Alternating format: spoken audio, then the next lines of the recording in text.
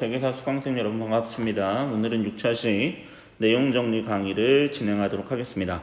수업에 앞서 여러분에게 몇 가지 안내를 좀 드리고 수업을 진행할까 합니다. 첫 번째는 이 필기 자료를 수정본에 새롭게 업로드했습니다. 수정사항은 다른 부분이 아니라 여기 교과서에서 그림을 확인해야 되는 페이지가 빠져 있어가지고 이 부분을 추가했습니다. 수업을 들으면서 필기를 통해서 추가하셔도 괜찮고 새롭게 다운을 받으셔도 괜찮습니다. 온라인 클래스 자료실에 새롭게 업로드가 되어 있습니다. 수특 2강 필기 자료라는 이름으로 PDF 파일이 올라가 있습니다. 확인 부탁드립니다. 두 번째는 여러분 어제 학교 홈페이지의 공지사항과 또 온라인 클래스 공지사항을 통해서 전달됐듯이 이 부적정 수강에 대한 부분입니다. 여러분 다시 한번 그 공지사항 글을 읽어주시고 부적정 수강 유형이 어떤 것인지를 잘 인지해 주시기 바랍니다. 부적정 강의 수강으로 계속해서 이렇게 여러분이 처리가 될 경우에는 그 결과 처리도 될 수 있으니 이 점은 유의해 주셔서 그러한 일이 발생하지 않도록 신경 써 주시기 바랍니다.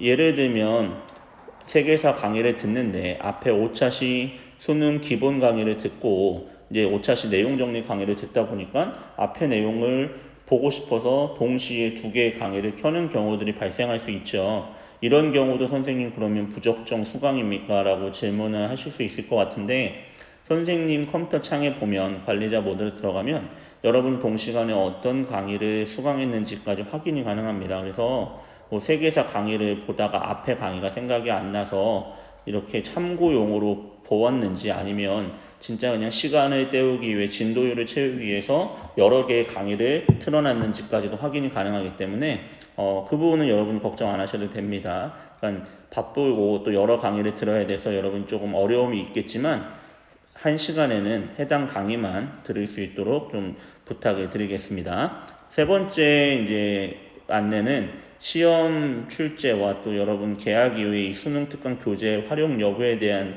질문에 대해 답을 좀 드리면 첫 번째 시험은 기본적으로 일단 1회고사는 지금 온라인 개학 기간에 이제 온라인 강의를 수능 특강 교재를 중심으로 이루어지기 때문에 수능 특강 교재를 기본으로 보시면 됩니다. 내용 정리를 하시고 선생님이 수업 가운데 수능 특강 교재에서 교과서에 언급했던 부분들 예를 들면 그림과 자료 이런 것들은 교과서를 참고해서 보셔야만 합니다. 세 번째로 학습지에는 교과서에 없는 추가적인 내용들이 일부 있습니다. 그 부분은 여러분이 봐두셔야만 합니다. 학습지에 교과서나 수능 특강에도 있는 내용이 있다면 그 부분은 수능 특강의 내용을 가지고 정리하셔도 상관없지만 학습지 내용 가운데 수능 특강에도 없고 교과서에도 없는 추가적인 내용은 여러분이 보충해서 알아두셔야 된다는 내용입니다. 또 하나는 이제 등교 개학 이후에 이 수능 특강 교재를 어떻게 활용할 건지에 대한 질문에 대한 답을 드리면 우선 등교 계약을 하면 여러분이 교재를 어느 정도 구입하셨는지 좀 조사를 해보고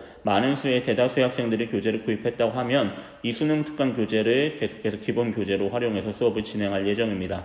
반면에 많은 학생들이 구입을 하지 않았다고 하면 이걸 다시 구입하는 것을 모든 학생들에게 이렇게 의무적으로 하게 할지 아니면 교과서와 학습지 위주의 수업을 할지는 등교 계약 이후에 일단 결정을 하도록 하겠습니다. 그래서 지금 혹시 교재를 구입하지 않으신 학생 가운데 구입을 해야 되나 말아야 되나 조금 고민되는 학생 같은 경우에는 내가 그냥 좀 편하게 공부하겠다 하시는 분은 사셔도 괜찮고 지금 뭐 딱히 교재가 나는 PDF 파일로 가능하다라고 생각하는 학생들은 아직까지는 구입을 하지 않으셔도 크게 상관없습니다. 본인의 좀 판단에 따라서 결정해 주시고 등교 개학 이후에 다시 어떤 방향으로 수업을 진행할지 안내해 드리도록 하겠습니다.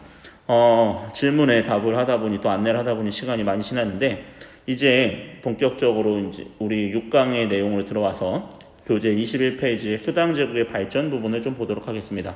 우리가 지난 시간까지는 위진남북조 시대에 대해서 배웠습니다. 위진남북조 시대는 다시 한번 정리하면 중국의 역사에서 주나라 이후에 춘추전국 시대가 왔고 그 춘추전국을 통일했던 게 진시황의 진나라였고 진나라는 15년 만에 멸망하게 되면서 한나라가 등장하게 되었다라고 배웠습니다. 한나라가 전한과 후한으로 나눠졌던 이 한나라가 마지막 시기에는 황건적의 난등으로 혼란이 찾아오게 되고 결국에 위, 초, 오라는 삼국으로 분열되게 되고 이것을 통일했던 게 위나라. 근데 위나라는 얼마 안 가서 나라를 진에게 뺏기게 된다. 사마씨에게 뺏기면서 나라 이름이 진으로 바뀐다. 근데 중국의 화북 지역에 중국 북방에 살고 있던 이민족들이 침입해서 이 지역을 차지하면서 5호 16국을 세웠고 원래 중국의 전통 한족들은 강남 지방으로 내려가서 거기서 다시 왕조를 이어갔으니 남쪽의 왕조들과 북쪽의 왕조들이 공존하던 시기 그래서 남북조 시대를 하고 이 앞에 위와 진의 두 통일 왕조 시기까지 합쳐서 이 시대를 위진남북조라 한다고 우리는 정리를 했습니다. 자, 위진남북조 시대를 통일했던 게 우리 지난 시간 말미에 배웠던 게 바로 수나라라고 했습니다. 수나라에 대해서 오늘은 볼 건데 수나라는 간단합니다. 북주에서 나온 나라가 수나라입니다. 이 북주의 왕조였던 북주에 이름이 나와 있습니다. 양견이라는 사람이 수나라를 건국하게 되고 이 사람이 581년에 먼저 북쪽을 통일합니다. 북조를 통일하게 되고 589년에 남쪽에 있던 마지막 남조의 왕조인 지인나라를 정복하면서 남북조를 통일하게 됩니다. 그리고 이 사람이 황제가 되니 수문제라 불리는 황제입니다. 수문제. 수나라는 역사도 30년밖에 되지 않고 황제도 2명밖에 되지 않습니다. 수문제가 건국자고요. 그 아들인 수양제가 두 번째 황제이자 마지막 황제입니다. 그럼 여기 수나라에서 알아둬야 될 것은 수문제가 했던 일과 수양제가 했던 일이 무엇인지 여러분이 각각 정리해 두시면 됩니다. 자, 수나라 문제가 했던 가장 중요한 정책 중에 하나는 관리 선발 방식을 바꿨다라는 겁니다. 그 전까지 위진남북조 시대에 행해지던 구품중정제를 없애고 시험을 봐서 관리를 뽑는 과거제를 실시했다라는 겁니다. 중국 역사에서 최초로 시험을 통해서 관리를 선발하게 됩니다. 선생님이 여러분 교재 위쪽에 보면 중국의 사회지배 세력과 관리 선발 방식이라고 해서 앞으로 아직 배우지 않았던 중국의 다음 나라들에서 관리를 뽑는 방식들 그리고 이전의 중국 역사에서 관리를 선발하는 방식들과 그리고 사회의 지배 세력들로 불렸던 사람들이 누군지를 정리해 봤습니다. 한번 보고 가도록 하겠습니다. 먼저 한나라 때는 우리가 알기 쉽게 히읗 외우자고 했습니다.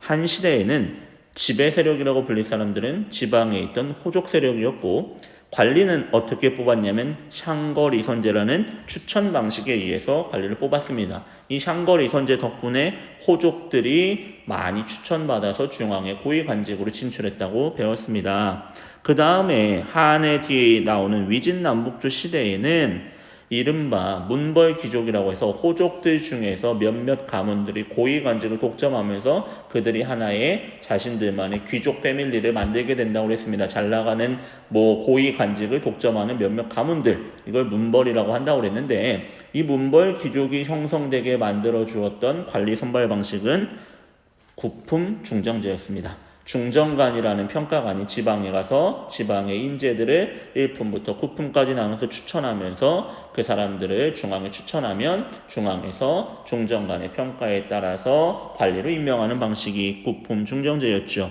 근데 이것이 바로 이제 수나라 오면서 바뀌게 됩니다. 과거제라는 관리 선발 방식이 중국 역사에 드디어 도입되게 되고요. 이후에 등장했던 중국의 나라들도 과거제를 중국 관리 선발의 기본 틀로 사용하게 됩니다. 물론 여러분 이렇게 또 질문하는 학생들이 있을 것 같아요. 그럼 앞으로 수나라 이후에는 과거제로만 관리를 뽑았습니까 선생님? 아닙니다.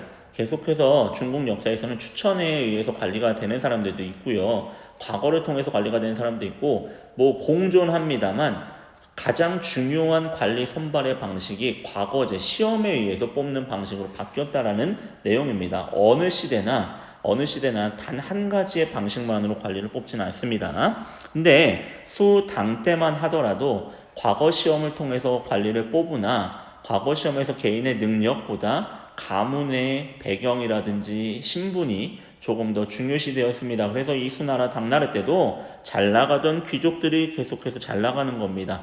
고위 관직을 독점하는 몇몇 가문들이 등장하게 되고 그들을 우리는 문벌 귀족이라고 합니다. 자, 당나라에 뒤이어서 중국을 통일했던 게 바로 송나라인데요. 송나라 시대에는 과거 선발 방식에서 독특한 게 하나 추가됩니다. 이것은 여러분 제가 송시대를 하면서 다시 한번 설명을 드릴 겁니다. 과거제 중에서 전시라는 방식을 도입합니다. 전시는 뭐냐면 황제가 직접 관리들을 뽑는 겁니다. 이것은 뭐냐면 기본적으로 관리에 예를 들면 30명을 뽑는다 하면 30명이 다 뽑히게 됩니다. 30명이 이제 최종 관리로 선발된 사람들을 황제가 최종적으로 테스트하는 겁니다. 황제가 글도 써보게 하고요. 면접도 하고 질문을 통해서 관리에 등급을 정해준다는 거죠. 너 1등, 2등, 장원급제 뭐 이렇게 정해주는 황제가 직접 마지막 관리의 최종 선발에 개입을 하는 방식을 전시제도라고 합니다. 이게 송나라 때 추가되고요. 그러한 관리 선발 방식을 통해서 사회의 지배 세력으로 떠올랐던 사람들을 우리는 사대부라고 합니다. 사대부는 사와 대부로 이렇게 나눠볼 수 있는데 이건 선비 사자고요. 대부는 예전 우리가 주나라 봉건지 하면서 봤던 대부 할 때 그 대부인데 선비, 학자이면서 공부하는 사람이면서 국가의 관리로 복무하는 사람들 이란 뜻을 갖고 있는 게 사대부라는 단어입니다. 즉 연구하는 학자, 공부하는 학자입니다. 유학자이면서 동시에 나라의 관리로 나가서 국가의 일을 담당하는 계층 그런 의미로 사대부라는 사람들이 송나라 때부터 사회의 지배 세력으로 등장했습니다. 마지막 명나라, 청나라 뭐 중간에 여기 몽골족이 세웠던 원나라가 있는데 원나라는 빠졌는데 원나라 때도 과거는 실시되지만 몽골족이 세운 국가이기 때문에 몽골족 중심의 또 다른 생목인이라고 하는 저쪽에 서역 사람들을 중시하는 관리 선발 방식으로 바뀌다 보니까 그때는 과거제가 사실상 유명무실했기 때문에 여기서는 잠시 생략을 했고요. 중국에 그 다음에 들어왔던 명나라, 청나라 때도 역시 과거제도가 관리 선발의 중요한 방식이 됩니다. 그리고 그때 사회의 지배 세력은 신사라고 불리는 사람들이 나오게 될 겁니다. 신사는 영어의 젠틀맨이라는 뜻은 아니고요. 전직, 예전에 관리를 했거나 아니면 지금 관리인 사람, 현직 관리를 포함하고 또 과거 시험을 준비하는 과거 지망생들 이런 모든 사람들을 포함한 뜻이 신사라는 독특한 사회 계층이 하나 등장하게 됩니다. 이것도 명청시대에 가서 자세하게 설명을 드리겠습니다. 우선은 여러분 여기서 큰 틀은 잡아놓으시라고 설명을 드렸는데 어떤 걸 보셔야 되냐면 중국 사회의 변천 과정에서 관리 선발 제도가 어떻게 변해갔는지 그리고 각각의 시대의 사회의 지배 세력이라는 사람들은 누구였는지를 여러분이 한 번쯤 정리를 해두시면 좋을 것 같습니다. 왜냐하면 앞으로 우리가 계속해서 한 3-4시간 정도는 중국의 역사를 배우게 될 겁니다. 중국의 역사를 명나라, 청나라 역사까지 다루게 되면 계속해서 이 부분이 또 언급될 거거든요. 그래서 오늘은 조금 여러분에게 큰 틀을 먼저 잡아드리려고 이렇게 정리를 해봤습니다. 그때 가서 해당 단원에 가서 다시 한번 더 자세하게 설명드릴 거니까 오늘은 그냥 간단한 개념 잡기 정도로만 이해하셔도 괜찮겠습니다. 어쨌든 수나라를 세운 문제는 과거제도라는 관리 선발 방식을 도입했다는 것과 그리고 균전제, 조용조, 부병제라는 나라의 기본 제도를 정비합니다. 여러분 균전제라는 말은 우리가 지난 시간에 한번 들어본 것 같습니다. 언제 들어봤죠? 그렇죠. 위진남북조 시대 특히나 어떤 나라? 북위, 선비족이 세웠던 북이라는 나라에 쇼문제라는 황제가 실시했다라는 토지제도로 우리는 배웠습니다. 균전, 땅을 백성들에게 골고루 나눠준다고 했습니다. 땅을 백성들에게 나눠주면서요, 그 대가로 세금을 받았던 게 조용조입니다. 이거는 그림을 통해서 좀 설명을 드릴까 합니다. 그림을 보시면 이거 교과서에 있는 그림입니다. 여기 밑에 그림 한번 보시면 균전이라는 것은 말 그대로 모든 백성들에게 땅을 나눠줍니다. 일정한 조건이 되면 농민들에게, 백성들에게 땅을 나눠줬으니까 너 땅을 받았으니까 그 대가로 국가에 세금을 내야지. 그렇게 해서 걷어들인 세금 제도가 조용조입니다. 조용조는 세 개를 합친 말인데 첫 번째 조는 토지에서 나오는 것의 일부를 세금으로 걷었던 토지세입니다. 두 번째 용은 백성들에게 노동력을 증발했던 겁니다. 나라에 예를 들면 토목공사가 있든지 아니면 힘을 써야 되는 나라의 노동력이 필요할 때 노동력을 증발했던 게 용입니다. 마지막 조는 특산물을 걷었던 겁니다. 세금으로. 이것을 조용조라고 하는데 이 조용조의 기반은 결국에 균전제에서 온다는 걸 여러분이 이해하시면 됩니다. 땅을 줬기 때문에 백성들에게 땅을 줬으니까 너 그 대가로 세금을 내라는 얘기죠. 그리고 또 하나는 세금과 함께 그 당시에 나라에서 중요한 게 이제 군사인데 군대에 백성들을 의무적으로 동원합니다. 그걸 뭐라고 하냐면 부병제라고 합니다. 부병제에 반대되는 개념이 모병제인데요. 모병제는 말 그대로 군대 오고 싶은 사람 모여 모집을 통해서 군인들을 모으는 방법이라면 부병제는 그냥 모든 국민들에게 의무적으로 군역을 부과하는 겁니다. 병역을 부과하는데 이때는 뭐 일정한 기간 동안 군사 복무 기간을 두는 오늘날 우리나라 군사 제도가 아니라요.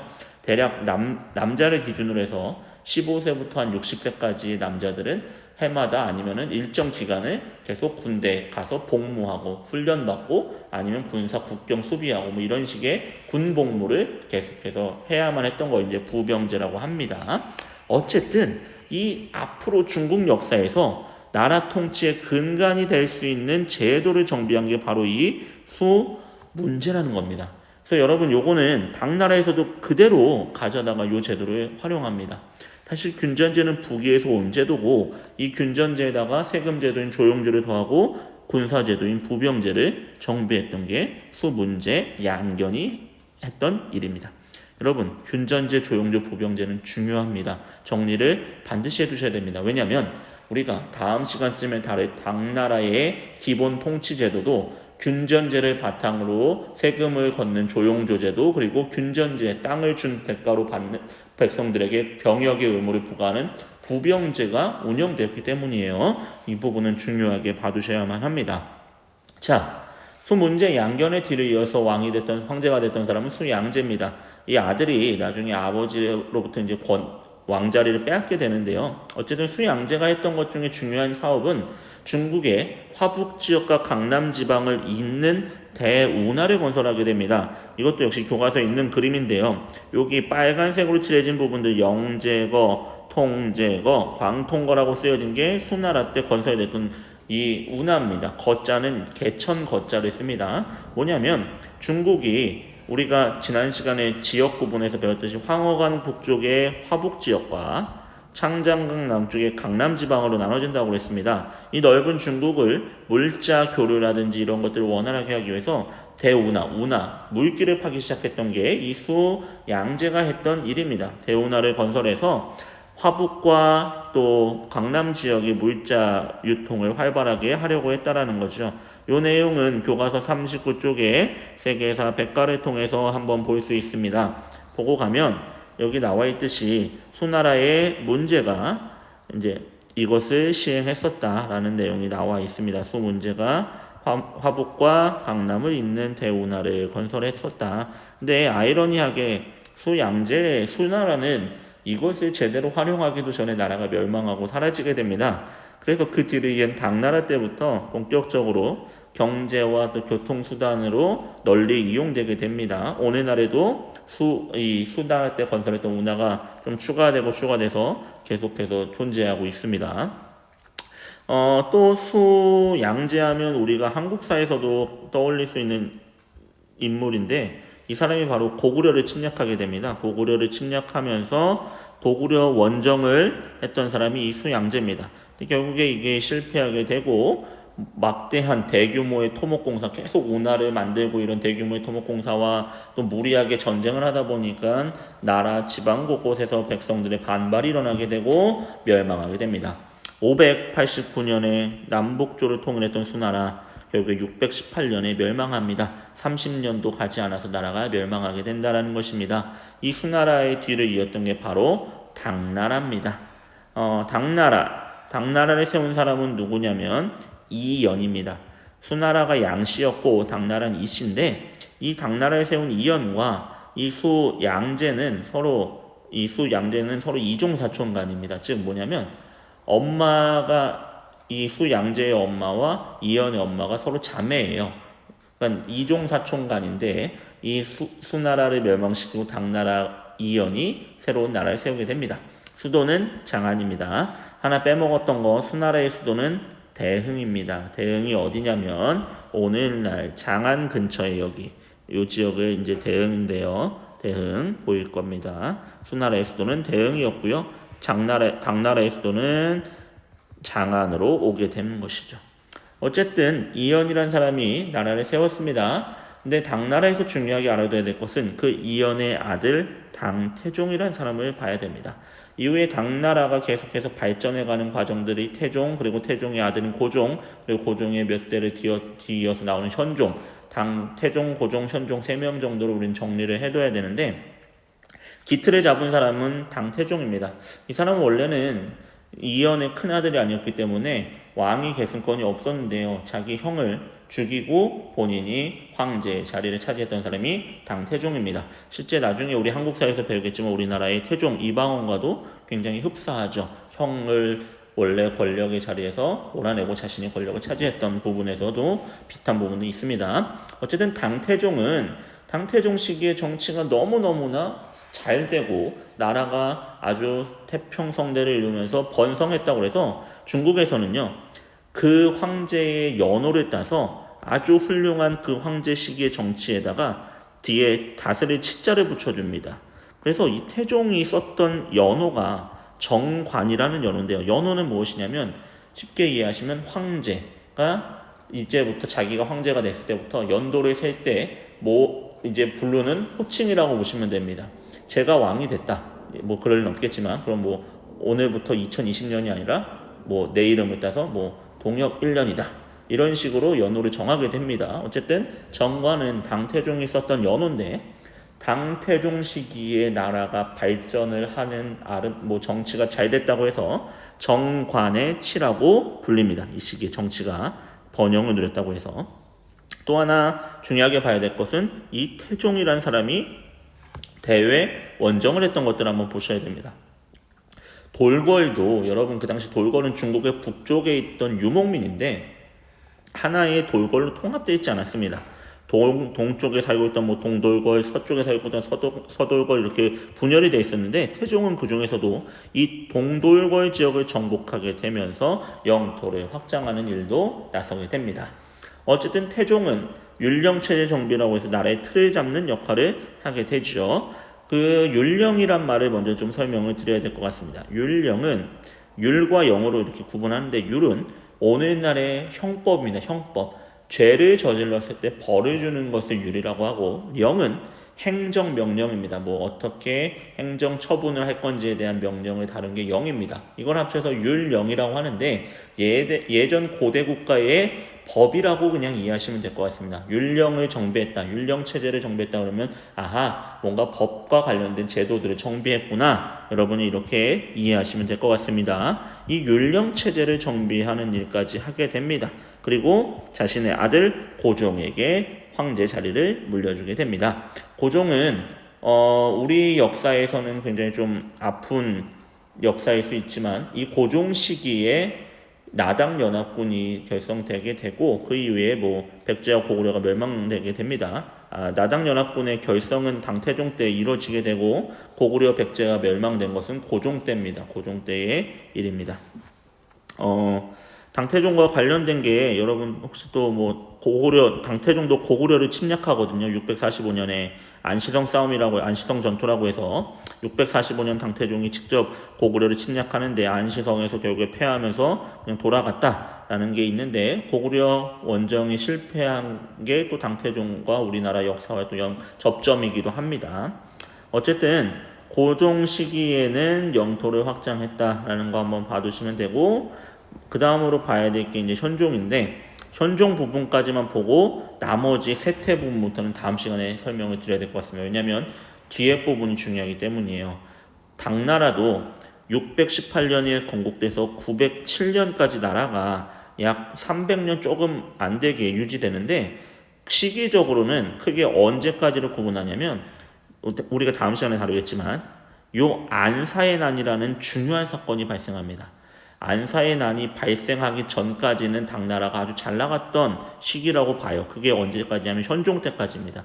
이건 여러분 모르셔도 됩니다. 뭐 성당, 아주 융성한 당나라 시기 성당이라고 하고 안사의 난 이후부터는 나라의 모든 제도와 시스템들이 붕괴되기 시작합니다. 정치도 혼란해지고 지방에서는 농민들의 삶이 어려워지고 혼란한 시기를 겪게 되면서 차츰차츰 쇠퇴의 길로 걷게 되는데 이 시기를 만당, 서서히 그냥 늘어진다. 당나라가 늘어지고 망해간다라는 뜻으로 쓰기도 합니다. 이 용어는 모르셔도 됩니다. 어쨌든 현종 시기에 안사의 난을 계기로 당나라는 시기 구분을 하기도 한다라는 거는 머리에 한번 넣어두시기 바랍니다. 그 현종은 초창기에는 굉장히 영민한 황제였다고 합니다. 그래서 이 시기에도 아주 경제 발전과 또 정치도 안정이 돼서 현종이 썼던 연호는 개원인데 개원의 치라는 칭호를 또 받기도 했습니다. 아까 당태종 때의 정치적 번영을 의미하는 단어가 무엇이었죠? 정관의 치. 현종 때는 개원의 치라고 불렸기도 해요. 근데 이 현종이 이제 황제가 된 지 시기가 어느 정도 지나가면서부터는 차츰 정치에 대한 관심도 잃게 됩니다. 뭐 그 자세한 내용은 다음 시간에 보겠지만 거기에는 한 여인이 등장하게 되는데 양귀비라는 여인과 현종이 이제 사랑에 빠지면서부터는 정치에 대한 관심이나 이런 것들이 초창기만큼 제대로 이루어지지 못하게 됩니다. 그리고 결국 이 양귀비의 오빠였던 양국충과 또 안록산이라는 사람, 안사의 난을 키웠던 안록산 사이에 권력 다툼이 발생하게 되고 그 과정에서 안록산이 불만을 품고 난을 일으키게 되는 안사의 난이 발생합니다. 안사의 난은 안록산과 그의 부하였던 사사명의 성을 따서 안사라고 붙입니다. 근데 이 전쟁 이후에 당나라는 점차 멸망의 길로 가게 되는 것입니다. 어쨌든 당나라 초기에 기틀을 잡았던 세 명의 황제 우리 정리합시다. 태종, 그리고 고종, 현종은 여러분이 한번 정리를 해두시면 좋을 것 같습니다. 자, 오늘 수업은 수나라 그리고 당나라의 발전 부분까지 봤습니다. 수나라에서는 두 명의 황제가 있었다. 문제와 양제가 있었다. 문제는 과거제를 실시했으며 균전제, 조용조, 부병제라는 나라 통치의 기본적인 틀을 잡았던 사람이 수문제다. 그리고 그 아들 양제는 대운하를 건설했고 또 대외 원정을 통해서 고구려나 돌궐 같은 나라들을 이렇게 공격하기도 했다. 그러나 무리한 토목공사와 또 잦은 전쟁으로 수나라는 얼마 안 가서 멸망하게 되고 수를 이어서 건국된 나라가 당나라였다. 당나라에서는 당태종이라는 사람이 율령체제를 정비하는 등의 나라의 틀을 잡는 역할을 해서 당태종 시기의 정치적 번영을 우리는 정관의 치라고 부른다. 그리고 동돌궐, 정복 등이 대표적인 대원정이 있었다. 그 다음에 당고종 때는 백제와 고구려를 멸망시키고 서돌궐을 정복했다. 그리고 현종 때는 정치적 안정과 경제적 번영이 합쳐져서 이때를 개원의 치라고 한다. 하지만 현종 후기에 가면서부터 안사의 난이라는 사건이 발생하게 되고 결국에 그 이후에 당나라는 쇠퇴의 길로 접어들게 된다라는 내용이 오늘 수업의 내용이었습니다. 자, 여러분 이 내용을 한번 정리를 해두시고 교과서에 해당하는 게 38, 39, 40쪽에 있을 겁니다. 그 내용을 한번 쭉 읽어보시면 오늘의 내용이 보다 쉽게 이해되지 않을까 싶습니다. 다시 한번 정리해 주시기 바라고 다음 시간에는 당나라 안사의 난부터 수업을 진행하도록 하겠습니다. 안사의 난부터 진행을 할 예정이고 다음 시간에는 안사의 난부터 해서 당나라를 마무리 짓도록 하겠습니다. 그리고 지금 진도가 여러분 아무래도 그냥 온라인 강의를 통해서 이루어지다 보니까 좀 빠르게 느껴지는 학생들도 있으실 겁니다. 그래서 뭔 내용인지 여러분이 제대로 이해는 하고 있는지 선생님도 좀 걱정되는 부분이 있습니다. 그래서 당나라까지 마무리하고 나서 일본 강의를 일본까지 마무리하면서 1시간 정도는 여러분 학습지 빈칸을 채우는 것을 가지고 같이 내용 정리를 하고 복습을 할까 생각 중에 있습니다. 1시간 또는 2시간 정도의 내용 정리 복습의 강의를 통해서 여러분에게 좀 내용 이해를 좀 시켜드리고자 하니까 우선은 지금 해당 차시의 강의들 잘 들으시고 본인 스스로 한번 정리를 해보시고 또 이해가 안 되는 부분이 있다면 질의응답을 통해서 여러분이 질문을 자유롭게 올려주시면 선생님이 최대한 빠르게 답변을 하도록 하겠습니다. 오늘도 고생 많으셨습니다. 다음 시간에 만나도록 합시다. 감사합니다.